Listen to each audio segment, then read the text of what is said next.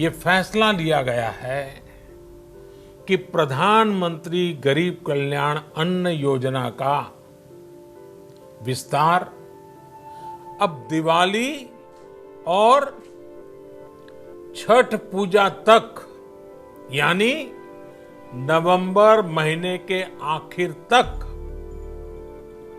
कर दिया जाएगा। 80 करोड़ लोगों को मुफ्त अनाज देने वाली ये योजना अब जुलाई, अगस्त, सितंबर, अक्टूबर, नवंबर में भी लागू रहेगी।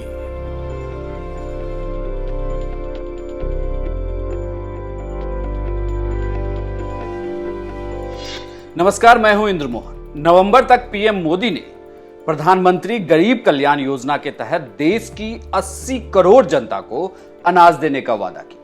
अपने संबोधन में छठ पूजा का बार बार जिक्र और नवंबर तक योजना चलाने की वजह से ये कहा जा रहा है कि बिहार चुनाव पर सरकार का पूरा जोर है।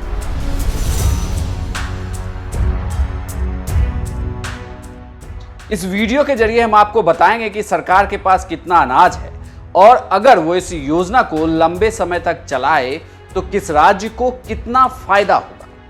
इस योजना के तहत सरकार हर राशन कार्ड धारकों के सदस्य को 5 किलो अनाज और 1 किलो दाल देगी। मोदी सरकार के इस आदेश के मुताबिक उत्तर प्रदेश में सबसे ज्यादा 15.20 करोड़ लोगों को मुफ्त में अनाज मिलेगा। दूसरे नंबर पर बिहार है, जहां के 8.57 करोड़ लोगों को मुफ्त अनाज मिलेगा। यानी देश भर में जितने गरीब लोगों को मुफ्त अनाज मिलेगा उसका 10% हिस्सा बिहार में जाएगा। सरकार की तरफ से इस योजना के तहत अप्रैल में 37.02 लाख मीट्रिक टन अनाज 74.5 करोड़ लोगों को दिया जाएगा। मई में 36.49 लाख मीट्रिक टन अनाज 72.99 करोड़ लोगों को दिया गया और जून में 28.41 लाख मीट्रिक टन अनाज 56.81 करोड़ लोगों को मिला। चावल और गेहूं के लिए सरकार ने 46,000 करोड़ रुपए खर्च किए थे, जिसका पूरा खर्चा केंद्र सरकार ने ही उठाया था। अब आपको बताते हैं कि सरकार के पास फिलहाल अनाज का कितना भंडार है और इस योजना को कितने दिनों तक वह चला सकती है।